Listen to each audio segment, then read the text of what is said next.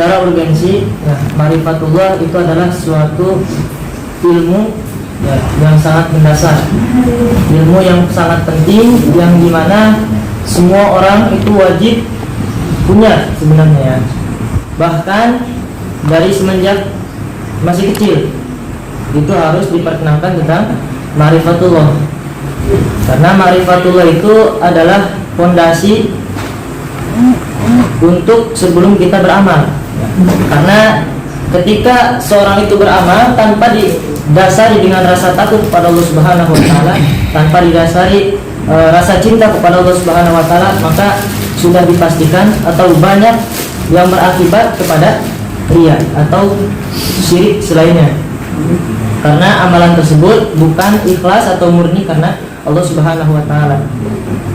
Itu merupakan urgensi yang paling penting, ya, karena itu adalah menentukan bagaimana diterima syarat sahnya dari amalan tersebut.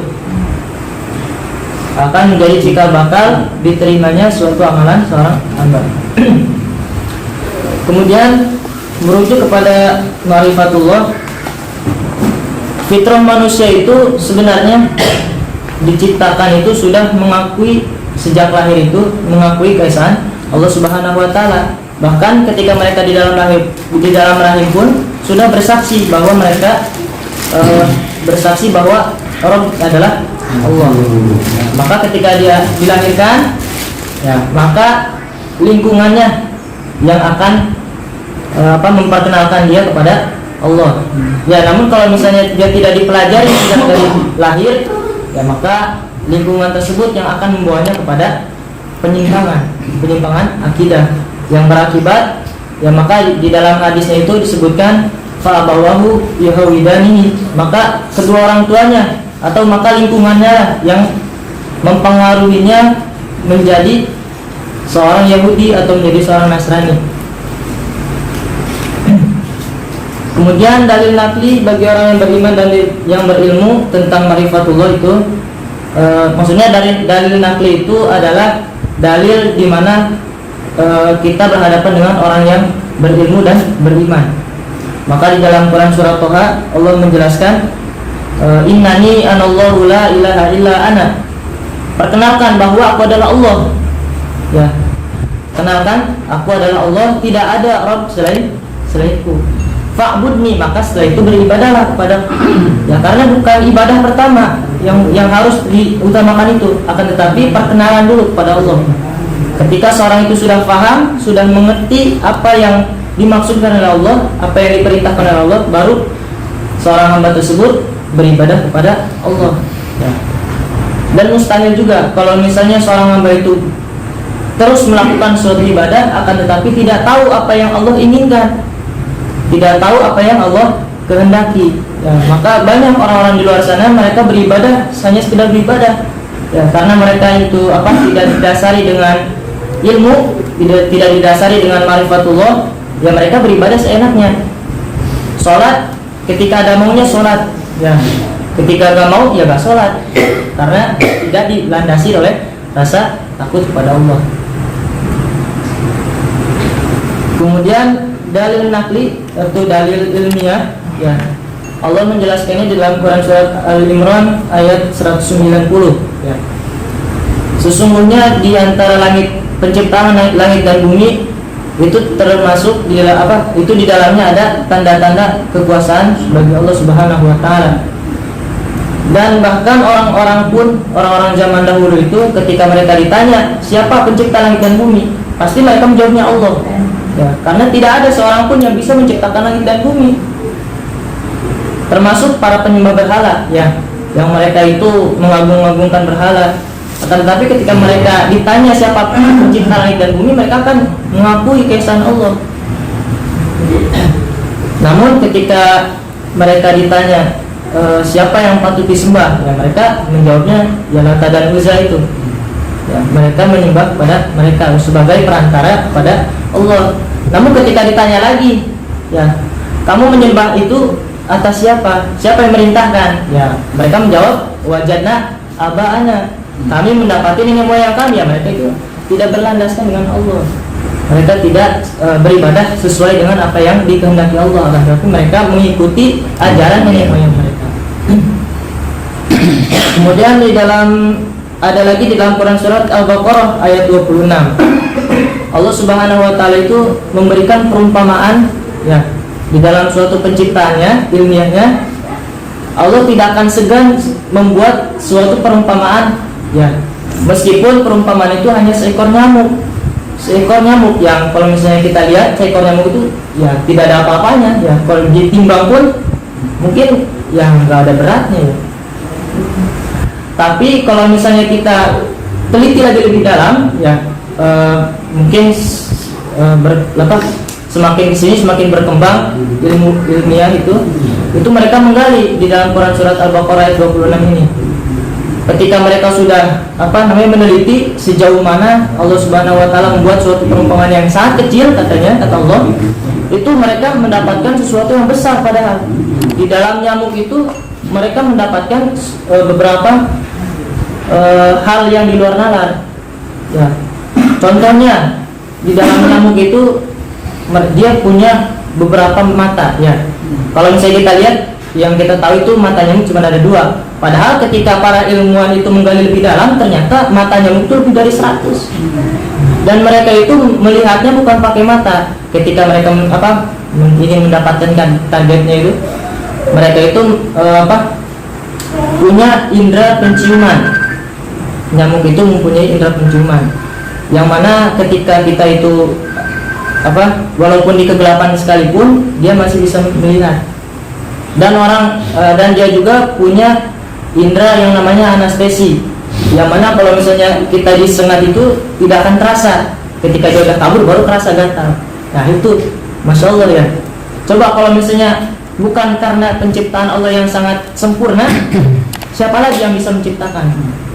Ditantang oleh Allah, siapa yang bisa menciptakan seekor nyamuk pun itu tidak ada yang bisa ya, karena ini kembali lagi kepada Zat yang Maha Pencipta. Disinilah Allah Subhanahu wa taala memperkenalkan dirinya, karena tidak ada lagi Tuhan selain Allah Subhanahu wa taala. Demikian dalil naklinya. Kemudian ada lagi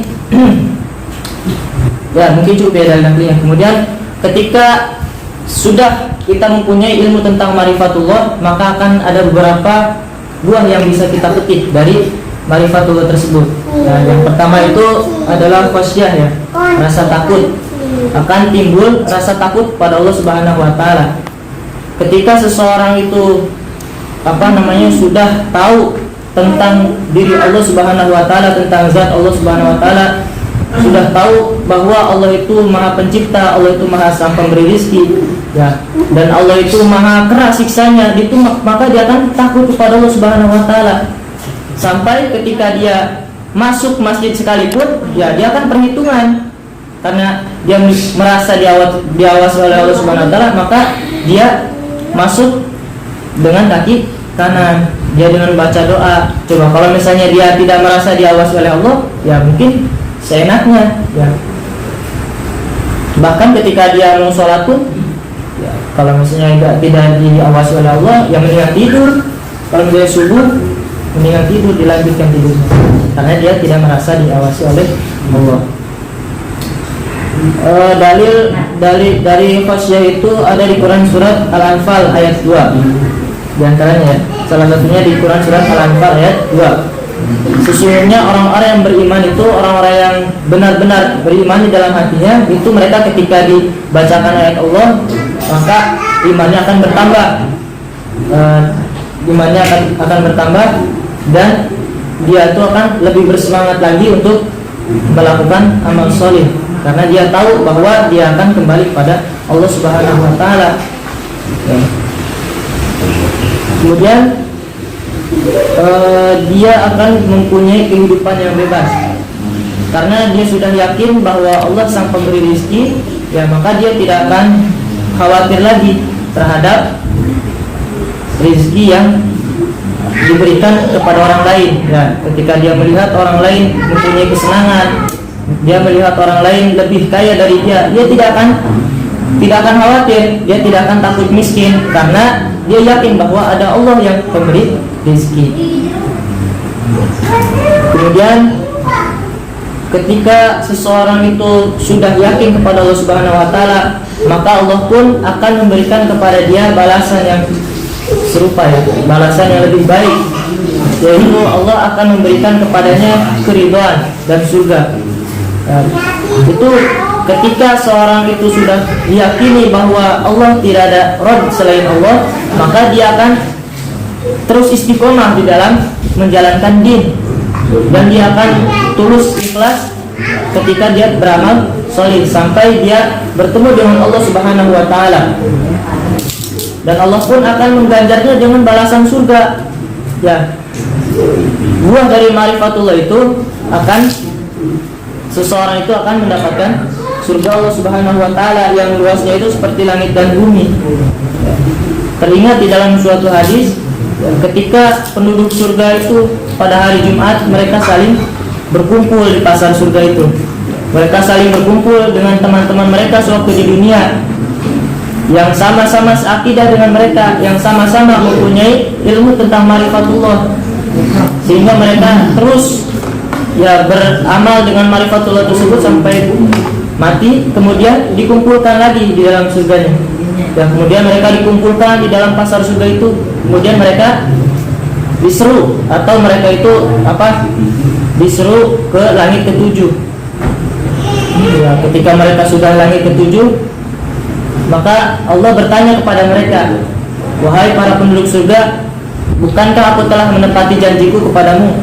Katanya, sesungguhnya masih ada janji lagi, ada satu lagi janji yang belum dituntaskan. Maka para penduduk surga pun menjawab, wahai Rabbku, bukankah engkau telah memberikan kepada kami sebaik-baik pemberian, ya, sehingga kami dimasukkan ke dalam surgamu dan dijauhkan dari neraka? Ya, kata Allah, masih ada satu lagi. Apa itu? Ya, kata mereka, kata Allah, yaitu keridhaanku. Maka seketika itu Allah Subhanahu wa taala menampakkan diri mereka. Allah menampakkan diri kepada mereka. Maka ketika mereka melihat Allah Subhanahu wa taala, ya, mereka langsung lupa yang begitu besar kenikmatan di surga, karena mereka melihat Allah, ya, melalui keridhaan Allah Subhanahu wa taala. Ya, mereka lupa karena melihat keagungan Allah Subhanahu wa taala. Rabb yang selama ini mereka itu belum pernah melihat, Rabb yang selama ini mereka belum berjumpa gitu. Namun mereka kenal kepadanya, dan mereka itu beramal karena Allah Subhanahu wa taala, dan Allah pun akan memberikan keridhaan kepada mereka, yaitu Allah akan bertemu dengan mereka secara langsung tanpa tabir, tanpa perantara. Itulah kenikmatan yang sangat agung, ya. Tidak ada bandingannya. Sampai nikmat surga sebegitu besarnya, itu mereka pada lupa karena saking melihat wajah Allah Subhanahu wa taala.